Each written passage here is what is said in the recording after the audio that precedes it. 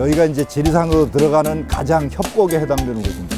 대체로 임틀은 이제 덕천강이라고 그러는데 물길이 워낙 좋아요, 이쪽은. 그리고 여기는 이제 약 2km 정도가 협곡으로 돼 있어가지고 깊은 산속으로 들어가는 느낌이 들죠. 그래서 말하자면은 여기는 이제 세속세계고 여기는 신선세계로 들어가는 그런 구분을 이제 짓는 곳이고,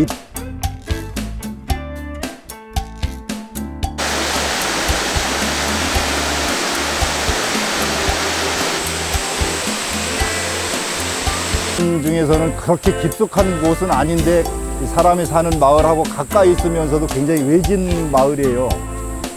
남명 선생이 이제 지리산에 터를 잡으려고 여러 차례 뭐 열 몇 번 지리산을 답사했다고 하는데 여기 3번 와왔답니다.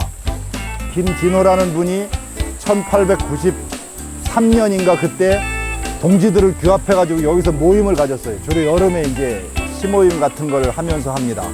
그래가지고 야, 우리가 그냥 와서 술이나 먹고 뭐 잡담이나 하고 시나 짓다 가면 의미가 없으니까 이걸 하나 새기자.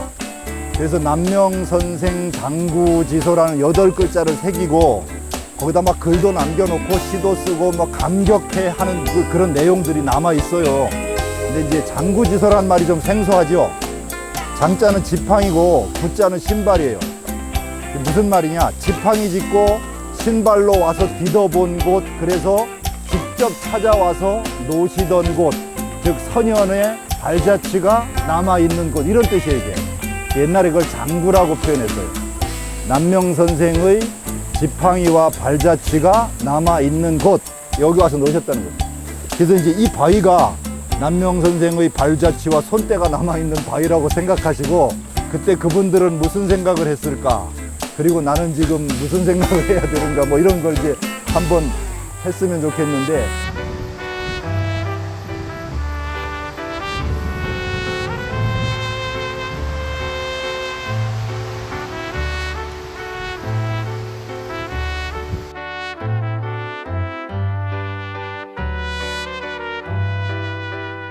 학용되는 씻을 탁자, 세탁할 탁자의 갓근 영자예요.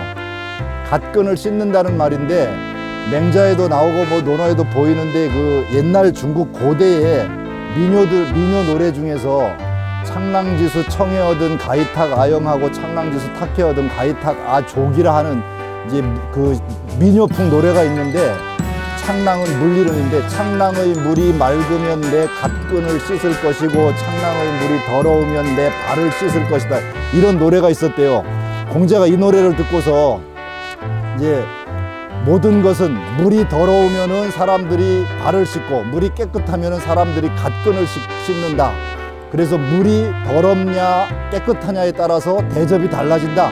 그래서 스스로 자자 취할 취자 자취라는 말을 공자가 했어요. 모든 것은 자기가 어떻게 하기에 따라서 달라진다. 여기는 이제 물을 근원하고 가까우니까 갓근을 씻는다, 그 말은 물을 깨끗한 물이 바로 위에 있다, 이런 뜻이고, 그게 성리학시대 조선시대 보면 더 의미가 보태져 가지고 물의 근원은 곧 도가 있는 데입니다. 도의 근원은 곧 하늘이고 하늘이 우리에게 본성을 부여해줘서 그 본성, 착한 본성 속에 인의 예지신 같은 것이 있는데 그걸 가만 놔두면 안 되고 자꾸 닦아서 내 몸에 꽉 채워야 내가 이제 성인처럼 훌륭한 도덕적 인격을 갖게 된다.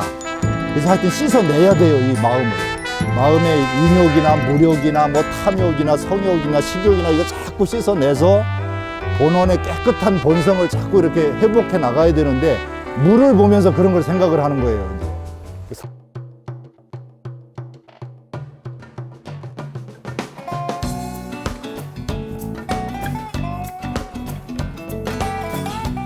마음을 수양하는데 목표를 두었고 그 시대 누구보다도 심성수양을 잘한 분이라고 이제 단적으로 얘기를 할 수 있는데, 신명사도라고 합니다. 제목이, 이거는 칼에 경이검에 새겨져 있는 건데 본래 없는 거예요. 이건 없는 거고, 이제 그 신명사도인데, 신명은 마음을 뜻하고 신명사는 마음이 머무는 집을 뜻하고 이제 여기를 뜻하고 그에 관한 그림인데, 마음을 수양하는 것을 임금이 나라를 다스리는 것에 비유해가지고 해놓은 거예요. 근데 이제 마음을 관리하는데 제일 크게 문제가 되는 것이, 이런 마음을 기본적으로 갖고 있어야 되지만은 눈하고 귀하고 입으로 마음이 드나드는 관문이라는 게 제일 큰 관문이라고 그래요. 여기가 눈하고 귀하고 입하고 오관이라고 유교에서는 얘기하고 불교에서는 육근이라고 얘기를 하는데 어쨌든 이런 감각기관을 통해서 드나드는데 이거를 삼엄하게 지켜서 마음이 이리 드나들 적에 나쁜 걸 보고 그리 빨려가고 뭐 좋은 걸 보고 그쪽으로 자꾸 탐심을 갖고 이래서는 안 되니까 이걸 잘 지키자는 얘기인데 이게 이런 그림이거든요.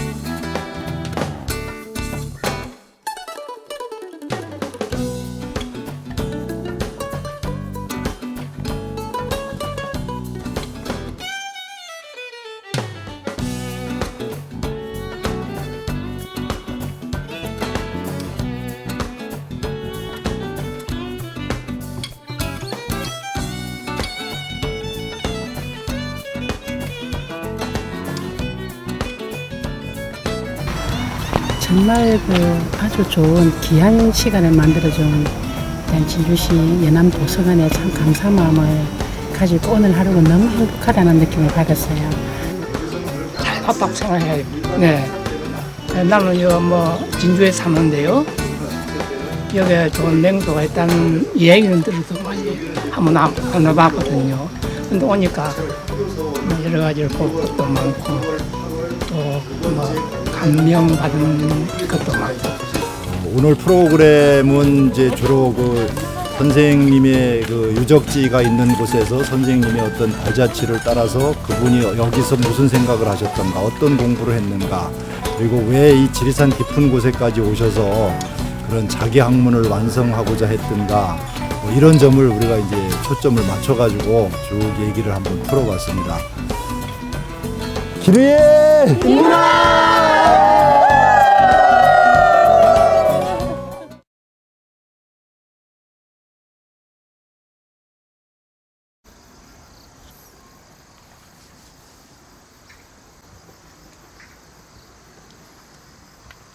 오늘 강의는 주로 이제 남명 선생의 유적지가 어디에 있는지를 전반적으로 소개하고, 남명 선생의 생애를 이제 어디서 태어나서 어떻게 공부를 하시고 또 어떻게 세상을 바라보다가 한양 생활을 접고 김해로 내려오셔서 은거를 하시고 다시 삼가에 가서 또 십몇 년 동안 사시다가 만년의 천왕봉이 보이는 지리산 깊숙한 골짜기로 들어가셔서 사시는 생애 전반을 쭉 훑어보면서 사화기라는 어려운 시대에 어떤 생각을 가지고 어떻게 공부를 하고 어떻게 삶의 방식을 자기가 스스로 택해 살았는지 그런 걸 중심으로 말씀드리면서 그것이 그 시대에 무슨 의미가 있고 또 지금 우리 시대에 무슨 의미가 있는지를 말씀을 드리도록 하겠습니다.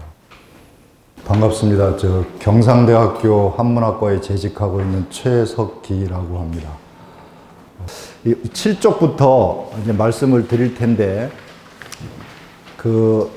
이 남명 조식이라는 분의 삶을 저는 크게 4단계로 이제 나누어서 얘기를 합니다. 이제 그걸 이제 1, 2, 3, 4 뭐 이렇게 해가지고 써놨는데, 참 이상하게도 이분은 주거를 옮길 때마다 집 이름을 새로 붙였어요. 여러분들이 이제 이 문화유적지 가서 보셔야 될 것이, 우리가 불교 사찰에 가면은 이 사찰 법당 이름만 봐도 저 건물 안에는 어떤 부처가 모셔져 있겠구나 알 수 있죠. 이제 향교도 그렇고 유교 유적지도 마찬가지입니다. 특히 서원은, 향교는 뭐 고려시대부터 발달한 거지만은 국립학교죠. 지방에 있는 국립학교죠. 공교육기관이죠. 서원은 이 주자 때부터 발달하기 시작한 건데, 조선 후기 중기부터 백운동 서원, 주세붕이 백운동 서원 만들면서 지금 소수 서원이죠. 사립학교죠. 사립학교인데 사립학교가 공인을 받아요. 나중에 사액이 내려지면 공인을 받습니다. 이렇게 현판을 임금이 써서 내려주는 걸 사액이라고 그래요. 근데 그것만 내려오는 게 아니고 돈이 내려와요. 토지가 내려와요. 운영비가 내려와요. 다르죠. 근데 중국은 이 서원이 이 사립학교로 만들어졌다가 후대 전부 공립학교화 돼버려요. 그리고 유교 문화가 중국에서 발전했는데, 특히 이제 송나라 때 주자가 나와서 사대부 문화가 발달하는데 서원도 그런 데서 나오는데, 주자가 백록동 서원이라는 걸 열성적으로 만들었거든요. 근데 그 서원이 나중에 공립학교가 돼버리고 나서 후대에는 명맥이 끊어져 버려요. 조선시대에는 계속 내려옵니다. 물론 문제가 있었죠. 영조 때쯤 되면 문제가 심각하니까 조정에서 서원을 더 이상 못 짓게 합니다. 서원이 개인 문중의 어떤 권력이나 뭐 집합소가 돼버려요. 심지어는 우암 송시열을 모신 저 화양고곡에 있는 그쪽에 있는 곳은 이게 너무 세력화돼가지고 지방에 돈을 막 수령 보고 돈 내라고 그러고 그래요. 압력단체가 돼가지고. 그게 이제 폐단이 나오니까 줄였고, 그리고 저 대원군이 47개 남겨놓고 싹 없애버렸잖아요. 그런 정도로 이제 됐는데, 어쨌든 서원은 사립학교인데 조선시대에 아주 굉장히 영향력을 끼쳤어요. 초기에는 향교 교육이 무너지고, 공교육이 무너지고, 서원 교육이 더 컸어요. 그 역할을 주세붕 이황 퇴계 선생이 했습니다. 서원 만드는데 1등 공신들이에요. 전부 본받아가지고 만드는 것들인데, 이제 얘기가 또 조금 빗나갔습니다만은 명함이 이렇게 명패가 있는데, 이 퇴계 선생은 소백산을 유람하면서 탁 봉우리다가 이름을 다 붙입니다. 저 봉우리는 뭐 생겼으니까 무슨 봉. 남명은 쌍계사 쪽 지리산을 유람하면서 뭐 바위에다가 사람 이름 써놓은 거 보고서 아이고 날아가는 새의 그림자만도 못한 짓을 하고 있네. 질문 하나 또 해보겠습니다. 날아가는 새의 그림자를 보신 분? 아무도 없어요. 사람 눈에 안 보인답니다. 비행기 그림자도 거의 안 보인답니다.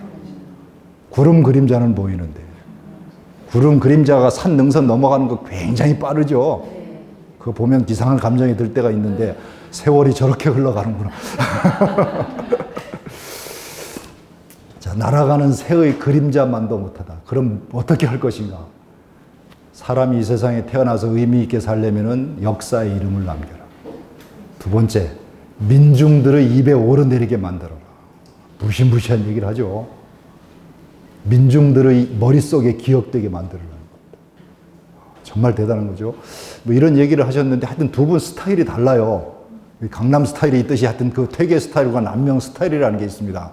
제가 주로 이제 퇴계 스타일하고 비교해서 많이 말씀드릴지 모르겠는데 남명 스타일을 특징적으로 말씀을 드리기 위해서 이렇게 얘기를 하는데, 그런데 그 밑에 이제 7쪽 하단에 보시면은 서울에 살았는데, 서울에 살면서 이 1519년이라는 엄청난 역사의 전환기를 목격을 합니다. 이 기묘사화라는 건데, 잘 아시다시피 조광조 중종이 반정을 통해서 임금이 된 사람이죠. 연산군의 그 훈구 세력들끼리 서로 싸우다가 반정을 한 거예요. 훈구 세력들이 중종을 올려준 거죠. 중종이 훈구 쪽에서 뭐 A파, B파가 있다고 치면은 이쪽 편을 손을 들어줬는데, 얘들이 공신이 되다 보니까 또 권력을 독점하려고 하겠죠. 그 대체 세력이라기보다는 견제 세력으로 살인들을 중용을 하기 시작했어요. 그 중에 이제 조광조 같은 분들이 뽑혀 올라간 거죠. 그래서 이 상당히 이렇게 서로 호각지세를 이루고 있었습니다. 특히 젊은 관료들은 사헌부, 사관원 요런 데 가요. 그 언론과 법을 담당하는. 이 직위는 낮은데 발언권이 굉장히 세요. 조선시대에는 정도전 선생이 만들어 놓은 홍문관, 사헌부, 사관원 이 세 곳을 삼사라고 하는데 모든 정치가 이들 중심으로 이루어집니다.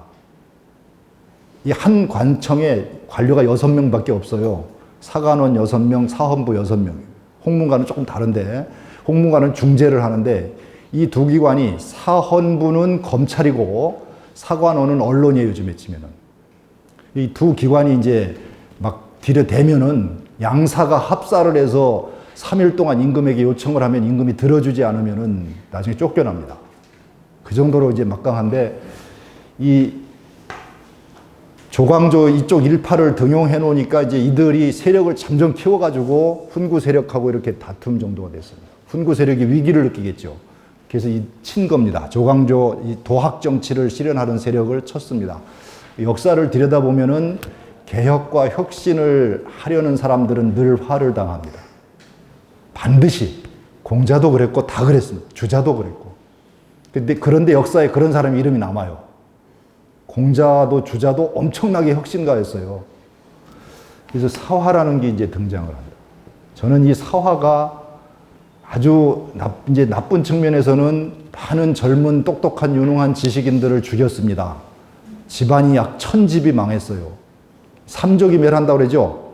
본과 처가 외가가 다 망합니다.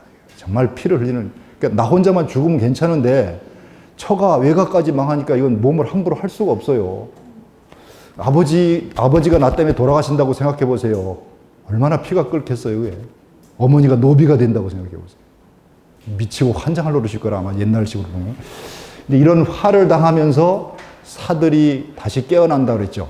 이런 엄청난 일들을 당하면서 깨어나가지고 스스로 대처 방안을 택하는데, 그 중에 하나가 남명이 이때 자기 삼촌이 조광조 쪽에 속해 있었어요. 벼슬을 했어요, 거기도. 잘렸어요, 요즘 말로 치면은. 그러니까 서울에서 이걸 봤어요. 이 김효사화라는 건 뭐 많이 들어보셔서 아실 텐데 엄청난 사건이죠. 막 잡혀가고 고문당하고 막 그런 걸 다 보고 나서 19살 때입니다. 그렇지만은 과거를 포기하기가 좀 그렇잖아요, 나이가. 19살에 대학 안 갈 수가 없잖아요. 그래서 이제 공부를 하고 있었어요. 25세 때쯤 또는 25세, 26세 때쯤 돼가지고 서울에 이제 옛날에도 집에서 공부가 안 되니까 절에 가서 고시 공부를 합니다. 이 진주 인근의 제일 유명한 고시원이 어딜까요? 첫 번째 단속사입니다. 응석사입니다. 쌍계사까지 갑니다. 자, 이 사화를 통해서 이제 다시 돌아갔습니다. 사화를 통해서 남명이 정말 뼈저리게 깨닫고서 아까 서울에 안 갔다고 그랬죠. 25세 때 서울에서 독서를 하다가 저 사찰에서 독서를 하다가 거기 있는 거 한번 읽고 넘어가죠. 아주 유명한 글인데 성리대전에 원나라 때 유학자가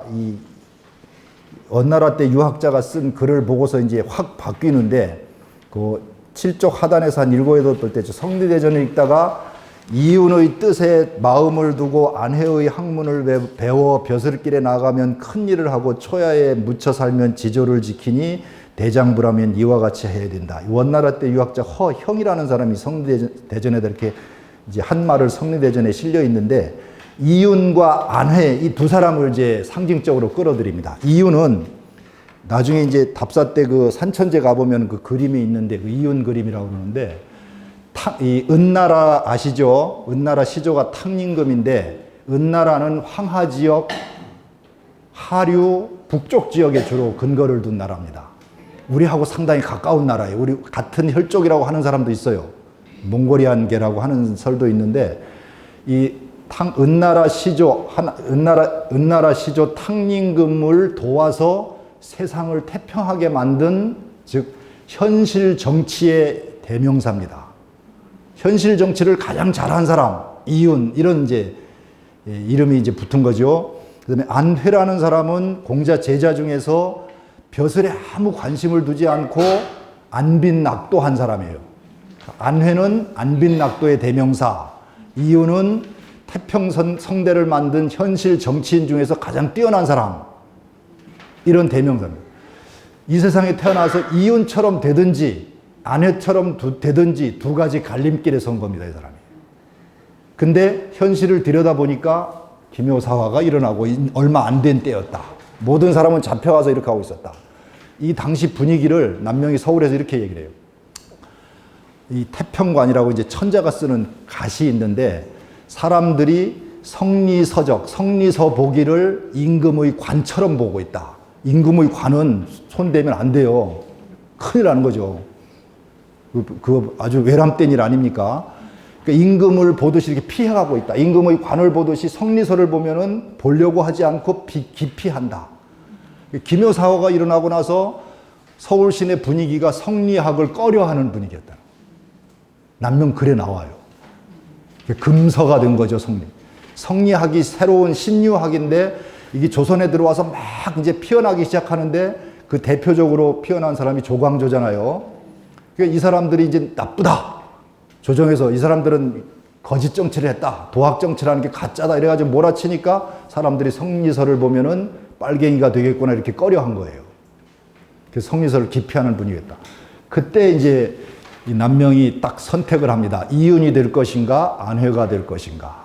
고민을 엄청나게 했을 것 같아요. 밤새도록 잠을 못 자다가 그 다음날 보따리 싸가지고 하산을 했답니다. 그때부터 저는 이윤의 길이 아닌 안회의 길을 택했구나, 이렇게 이제 얘기를 해요.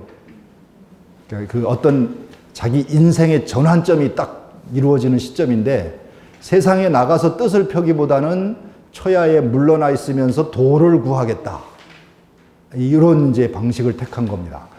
이게 그 세상에 나가서 이제 세상을 다 새롭게 개조를 하는 것 정말 중요한 거죠. 시스템을 전부 뜯어 고쳐서 모든 사람이 오랫동안 편안하게 살 수 있는 제도를 만드는 거, 이 성왕이 하는 일입니다. 얼마나 편하게 대단한 일이겠어요.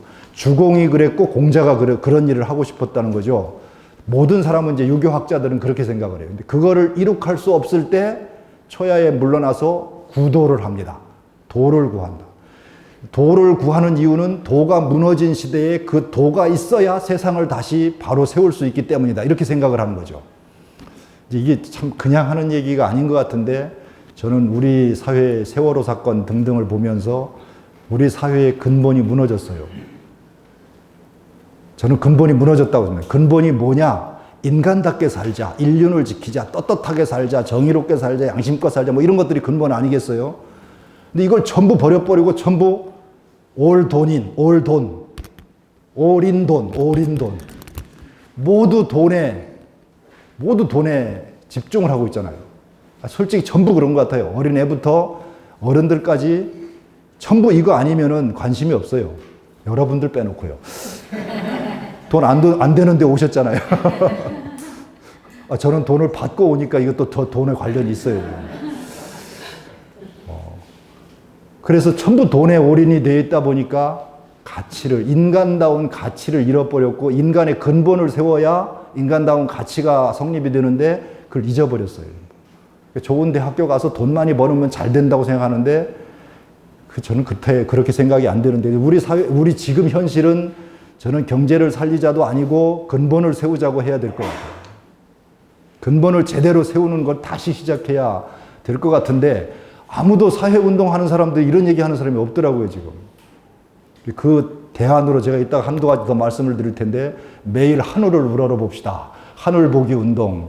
걸어가면서 얘기하죠, 그거는 나중에. 뭐 이런 것들을 펼쳐야 될 시기가 아닌가, 절박한 시기가 아닌가, 이렇게 생각을 하는데, 자, 이윤의 길이냐, 안회의 길이냐에서 이윤의 길을 포기하고 안회의 길을 택했다는 게 이제 남명이 선택한 큰 결정이었고요.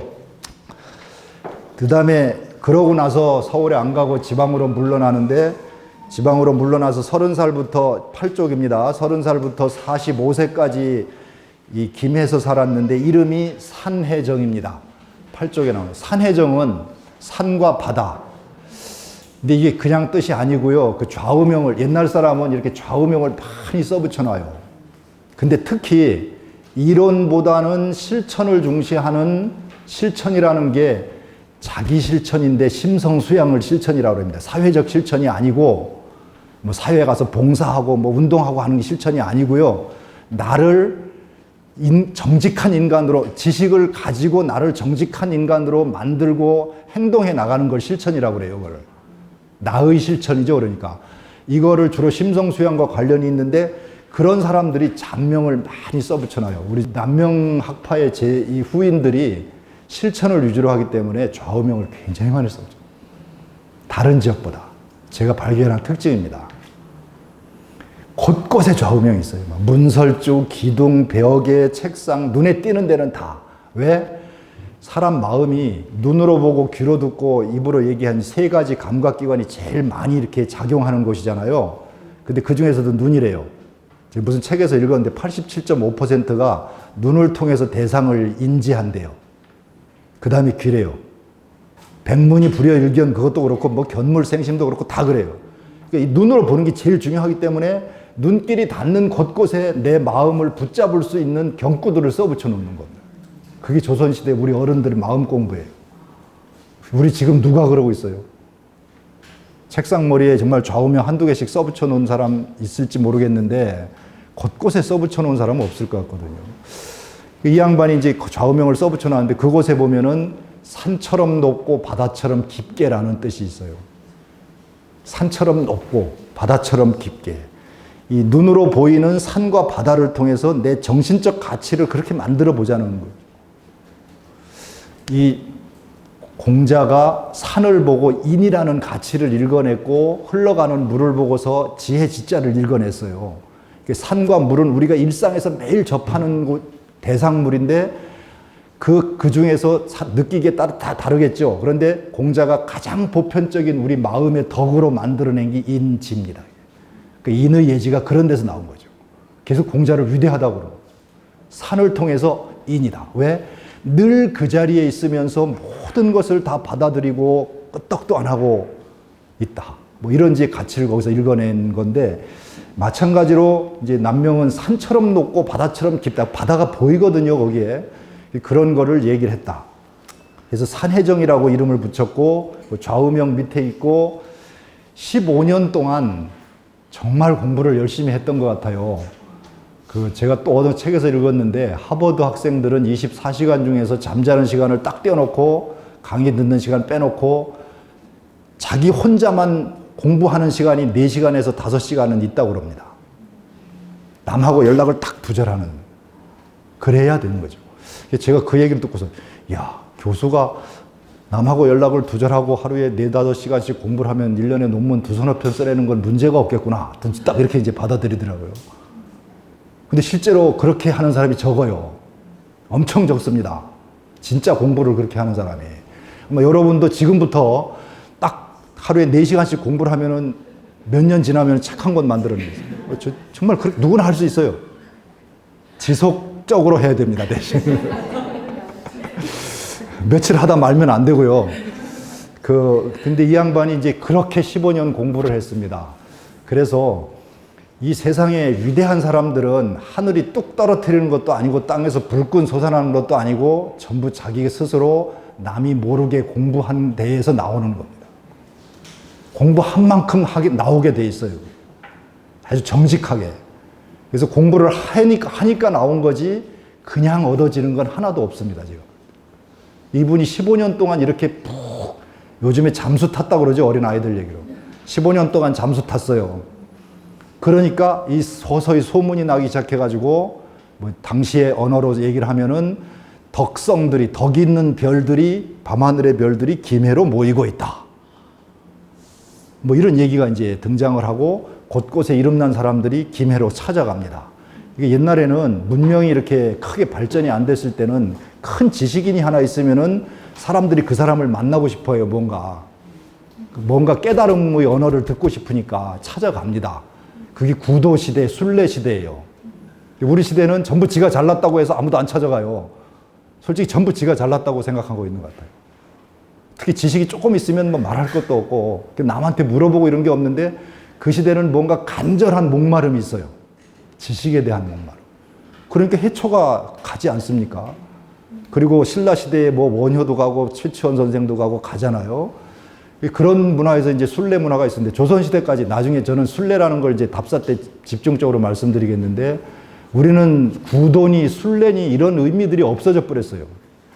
전부 지가 하고 있는 게 제일 잘났다고 생각하기 때문에 그런 것 같은데, 하여튼 이분이 이제 그래서 그 15년 동안 깊은 침잠의 시대를 거쳐서 다시 깨어난다.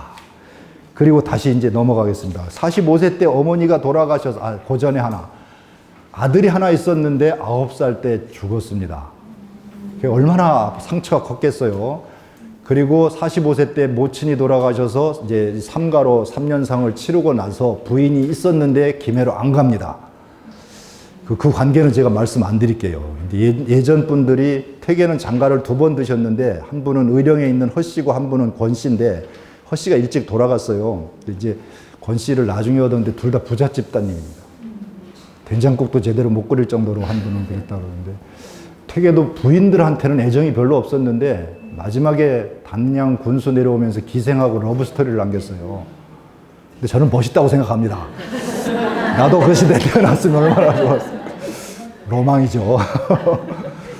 그거 가지고 아무도 퇴계를 흠하지 않아요. 그 시대에는. 지금 같으면 문제가 있죠. 지금 같으면 큰일 납니다. 근데 남명은 나중에 이제 답사 때 말씀드릴 건데 러브스토리가 일어날 뻔했는데 아주 그냥 이렇게 단호한 성격, 확고한 의지 막 밀어내요. 이렇게 나중에 말씀드리고, 그리고 부인을 이제 이분은 부인이 있었는데 다시 와가지고 3년상 치르고 그 자기 고향에다 새로 집을 지었는데 그 집 이름이 뇌룡정하고 계부당입니다. 어디냐 그쪽에 있는데, 이 뇌룡정은 장자에서 딴 문구인데 아주 나중에 갈 시간이 없군요. 앞쪽에 그 사진을 사쪽인가에 사진 실어 놓은 게 있는데, 그 사쪽 위에 있는 사진을 보시면은 지금 옮겨 놓은 건 아니고 그 옮기기 전의 건물인데요. 뇌룡정이라고 되어 있고 조그만 정자인데 여기서 공부를 했습니다. 제자들을 가르치고요. 시거이 용현 연무기 뇌성이라는 그 문구에서 이제 뇌룡을 따가지고 이름을 붙인 건데, 그 장자에서 나왔지만은 사실은 장자를 좋아해서 딴 게 아니고 이 내용이 좋아서 딴 건데, 어떤 뜻이냐 하면은 시동은 제사 지낼 때 가만히 있습니다. 눈도 깜빡 안 하고. 시동처럼 평소에는 가만히 앉아서 집안에 들어앉아 있지만은 때때로는 용처럼 신비하게 자신을 드러내 보이기도 한다. 즉 뭐냐 하면은 평소의 삶은 정적이다. 깊이 침잠해 있다.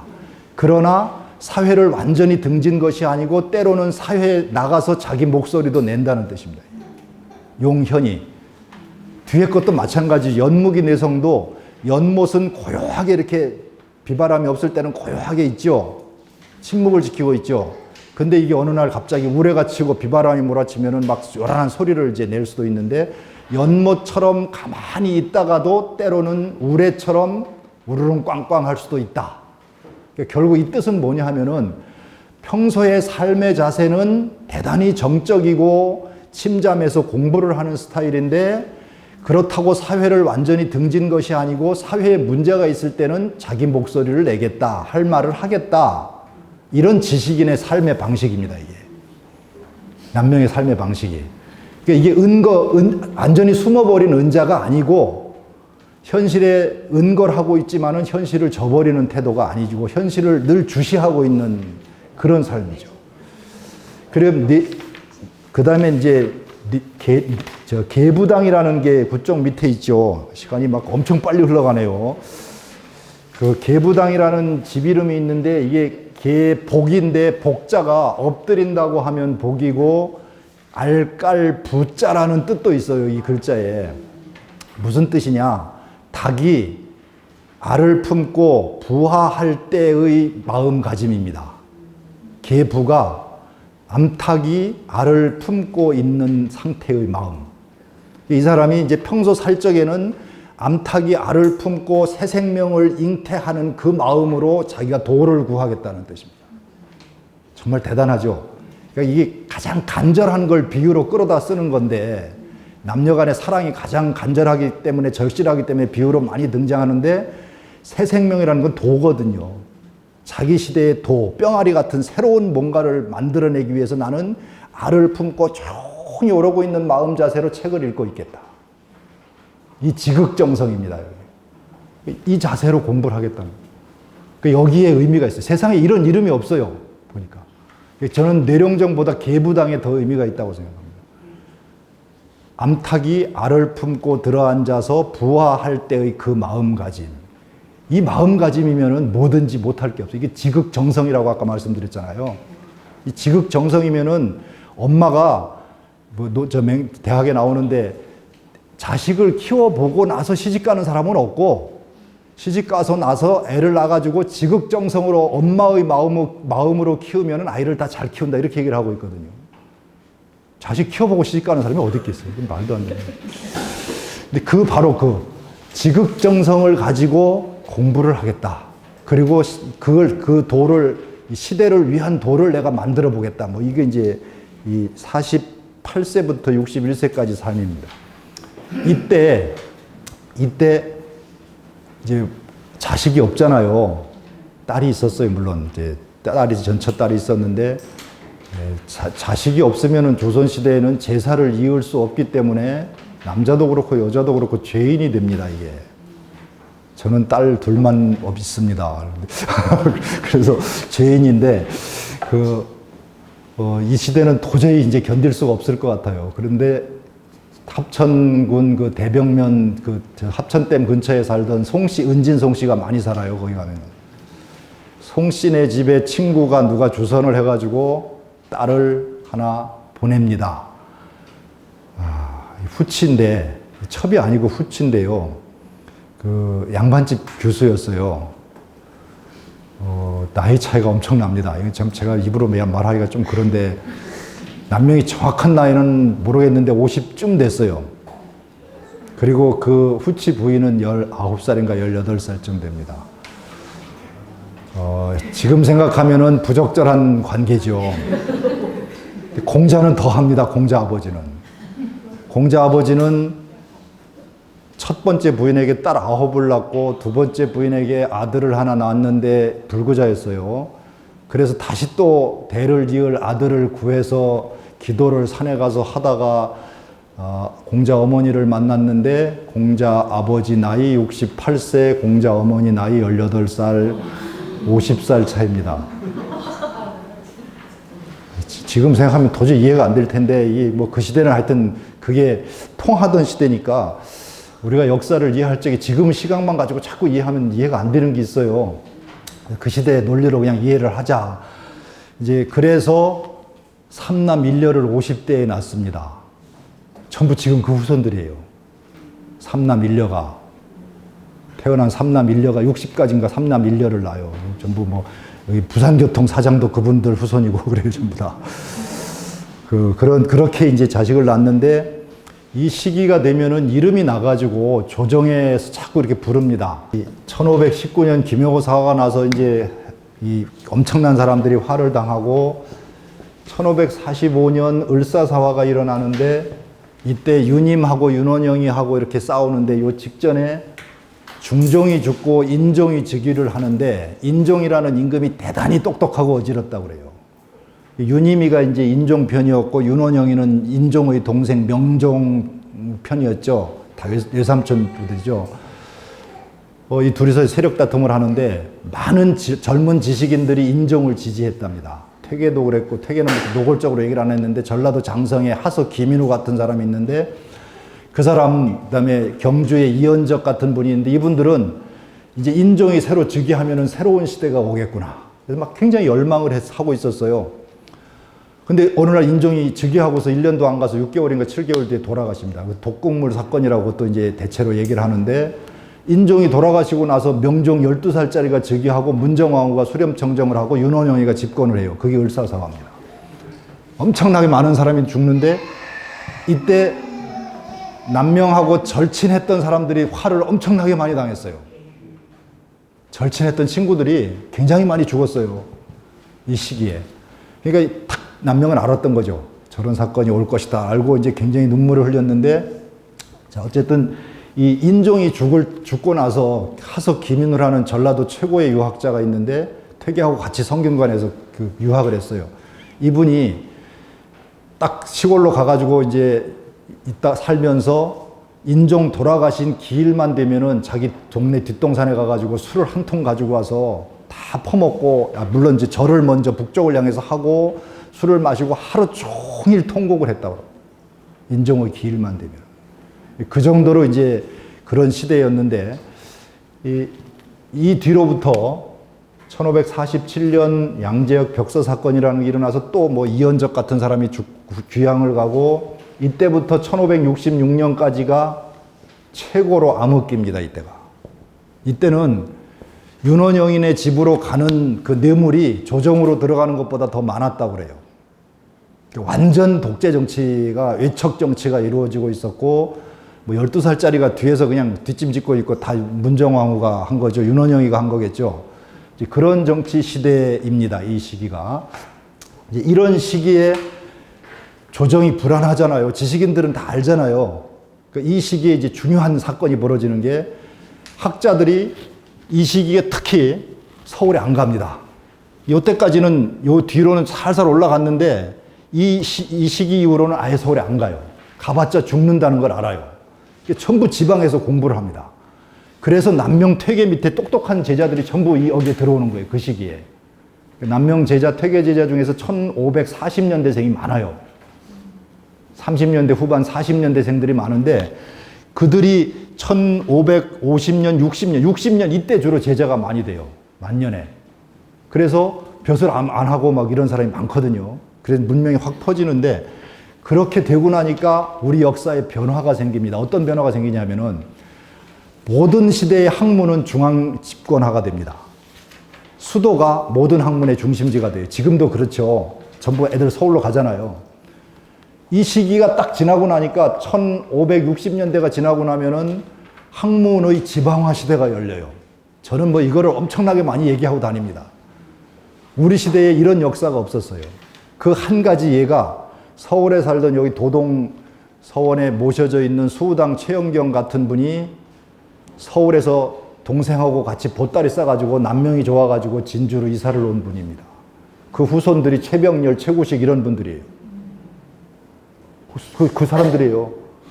아주 기질이 최영경이라는 분이 기질이 굉장히 셌던 분 같아요. 남명하고 딱 맞았던 거죠. 그런 분들이 서울에서 진주로 유학을 왔다. 제가 농담으로 그랬습니다. 경상대를 살리는 길, 남명 같은 분을 하나 모셔다 놓으면 된다. 서울에서 전부 유학을 올 거 아니냐. 뭐 농담으로 그렇게 했는데, 자, 이 시기가 이제 그래서 학문의 지방화 시대가 열리고 지방 곳곳에 큰 학자들이 나타나서 지방이 갑자기 문명화가 됩니다. 빠른 속도로. 요 시기에 딱 아까 말씀드린 거예요. 다른 쪽으로 보면은 똑똑한 사람들이 화를 당했는데 다른 한편으로는 이런 부수적인 효과가 나타났다는 거죠. 그래서 지방이 굉장히 살기 좋은 곳이 됐는데 특히 경상도가 그런 지식이 문명이 그냥 전체를 자리하는, 그래서 우리나라 인재의 반이 경상도에서 나온다고 하는 게 이때부터 나오는 거예요. 선조 시대의 다음 시대가 선조인데 선조가 1567년에 즉위하는데 이 시대에 오면 인재가 확 나와요. 윤원영이가 죽고 문정왕후 죽고 윤원영이 죽고 나서 이제 명종이 죽고 윤원영이 죽고 문정왕후 다 죽고 나니까 선조가 즉위를 하잖아요. 선조가 즉위하니까 이제 완전히 민주화 시대가 도래한 겁니다. 이때는 새로운 시대가 열리죠. 그래서 그때 인재들이 전부 중앙으로 또 올라가요. 이들이 이제 벼슬길에 올라가는데, 자, 그런 시대에 시간이 참 많지 않아서 빨리 말씀을 드려야 되겠네요. 1555년 이 남명이 이제 유명한 상소를 올렸는데 그 상소가 바로 11쪽 위에 있는 을묘 사직소라는 거고 단성현감 사직소라는 건데, 이 옛날에 천거를 해서 벼슬을 하면 천거 제도가 많았던 게 명종 때인데 자기들 정권이 불안하니까 지방에서 유명한 학자들이 있으면 자기 편으로 끌어들이기 위해서 자꾸 불러들입니다. 근데 어떤 벼슬자리 주느냐 하면 참봉자리 줘요. 참봉이 뭐냐 하면은 옛날 돌아가신 임금 묘 지키는 겁니다. 그러니까 최고 유학자를 불러다가 묘지기 시키는 거죠. 나 같으면 기분 나빠서 안 해요. 그런데 그 시대는 벼슬이 중요하기 때문에 갑니다. 근데 끝까지 안 간 사람이 남명이죠. 끝까지 안 나갔어요. 그래가지고 육품짜리로 올라갔는데 육품은 지금 이제 군수급이거든요. 근데 아무나 안 줘요. 이거는 육품은 벼슬한다고 바로 육품 되는 게, 과거급제한다고 되는 게 아니거든요. 과거급제하면 9품, 8품 이래요. 육품은 한참 있어야 올라가는 건데 갑자기 육품을 줬어요. 1555년 55세 때.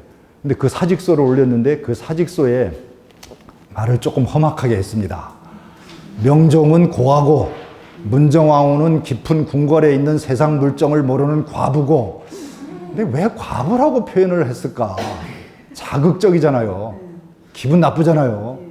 아니 솔직히 과부라고 얘기 좋을 사람이 누가 있습니까? 얼마나 정말 그 건드리지 말아야 될 영린을 한 건데. 그래서 조정에서 죽이자고 그랬어요. 당장 잡아들여 죽입시다. 그런데 근데 정치인들은 시각이 조금 다른가 봐요. 만약 남명을 잡아다가 죽이면 이 정권 무너진다. 누가 그런 생각을 하고 있었던 것 같아요.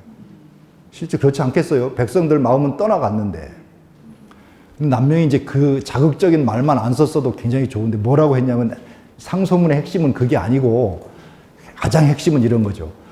민심이 떠나간 지 100년이 넘었고 나라가 이미 망해가고 있고 민심이 다 이반을 하고 있다. 비유하자면은 100년 된 큰 나무가 있는데 벌레가 쏙을 갉아먹어서 비바람이 몰아치면 언제 쓰러질지 모르는 상태다. 지금 국가 현실이.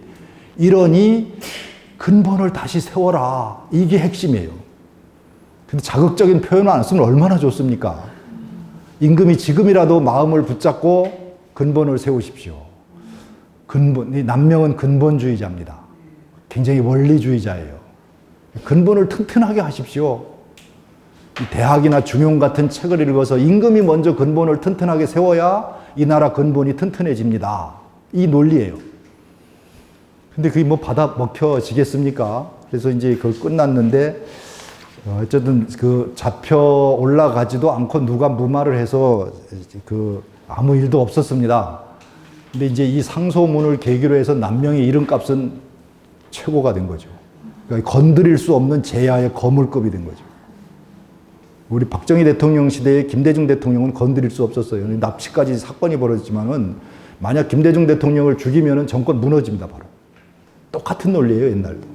그런 시대 분위기였거든요, 그게. 그런 시대 분위기에서 이제 거물급이 됐죠. 그런데 이분은 막 끝까지 안 나가고 자기 공부를 합니다. 그 58세 때 유두리록은 아까 어떤 분이 제가 지리산 유람록을 처음에는 저는 지리산을 건강이 조금 안 좋아서 한 15년 동안 다녔는데 거의 매주 다니다가 지금은 안 갑니다. 그런데 그 인연으로 내가 여기 와 살면서 이제 남명도 공부하는데 지리산도 좀 공부를 해야 되겠다 싶어서 그 책이 2000년도 나왔나요? 그 지리산 유람록을 하나 만들어냈는데 지리산 유람록을 옛날 사람들이 유람하고 쓴 기록을 전부 모아가지고 제 밑에 있는 제자들하고 같이 이렇게 공동으로 번역을 해냈는데 6권을 해놨어요. 그 100편 정도. 굉장히 재밌습니다. 들어도 보면. 읽으시라는 얘기는 아닙니다. 그 속에 보면 별의별 얘기가 있어요. 뭐 쌍계사 뒤에 호랑이 똥 얘기도 나오고 별 얘기가 다 있습니다. 거기 보면. 이제 금강산 유람록도 하여튼 유명하고 그러는데 이게 금강산, 지리산, 한라산은 삼신산인데 이게 우리 후손들이 먹고 살 거리예요. 신선이 사는 삼신산인데 신선이 사는 산은 청정구역이고 깨끗하고 불로 장생하는 그 약초들이 나오고 요즘 말로 하면 힐링할 수 있는 곳이에요.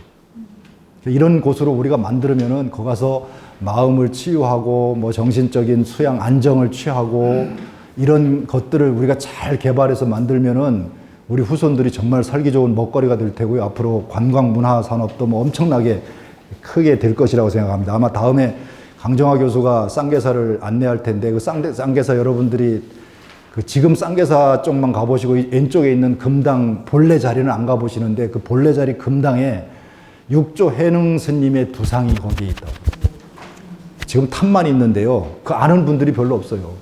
만약 육조 해능 스님의 머리가 거기 와 있다면 우리나라 선종, 중국에서 발달한 불교 선종 있죠. 임재종 선종이죠. 조계종이 선종입니다. 그 핵심적인 두뇌가 지금 쌍계사에 있다는 얘기가 돼요. 이거 세계적인 성지로 만들 수 있는 거리가 되는 건데 전설입니다, 물론. 거기 한번 꼭 보세요. 금당짜리. 아무나 못 가요. 거기 안거 때 이렇게 통제하거든요. 하안거, 동안거 때. 지금 안거 끝났죠? 예?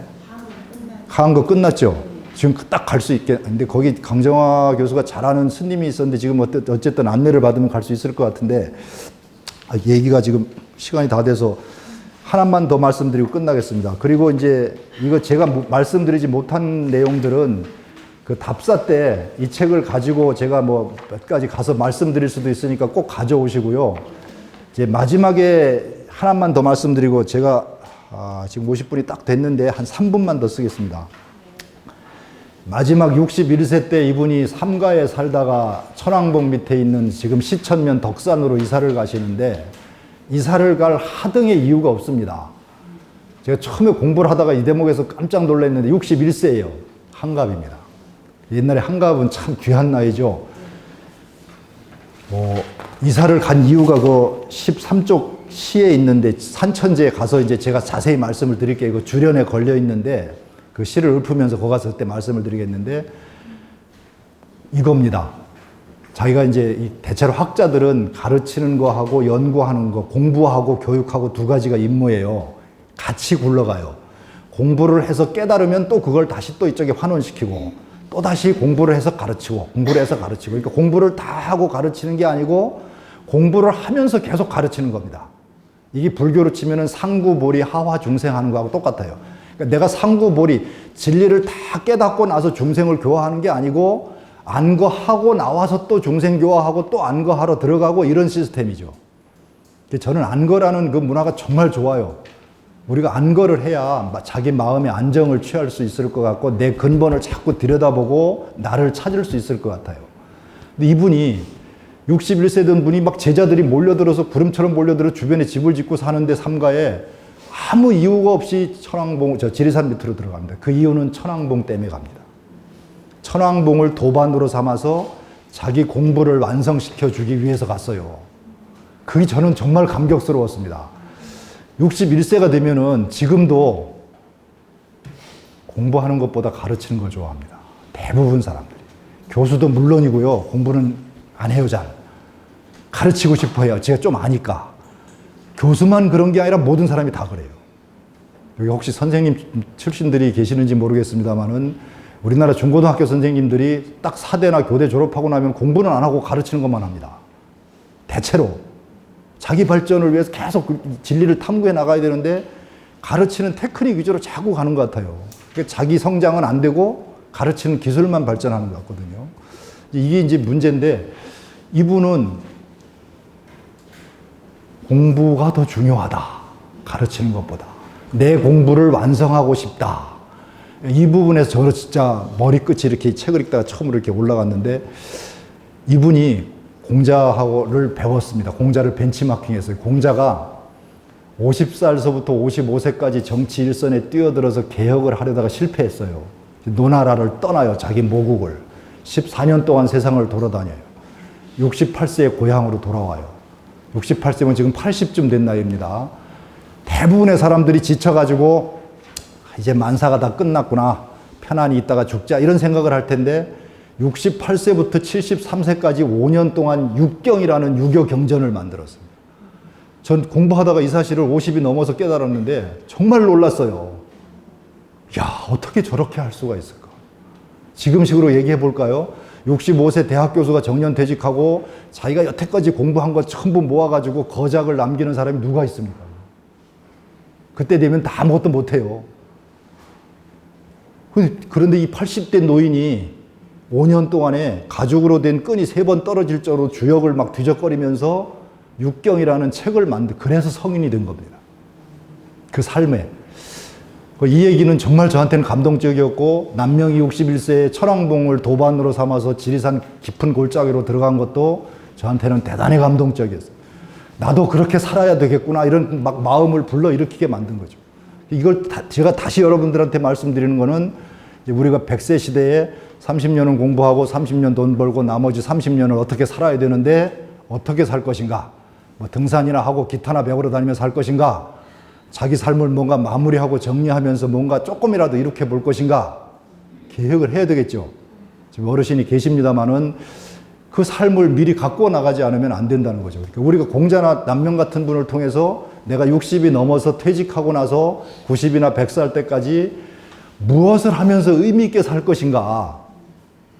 이게 뭐 즐기고 노는 게 의미가 있을 수도 있겠습니다만은 그게 다는 아닐 거 아니에요. 그걸 어떻게 살 것인가? 이거를 저는 남명이나 공자에게서 우리가 배울 수 있는 가장 귀중한 그 공부가 아닐까 그래 싶어서 마지막으로 이 말씀 드리고요. 수고하셨습니다.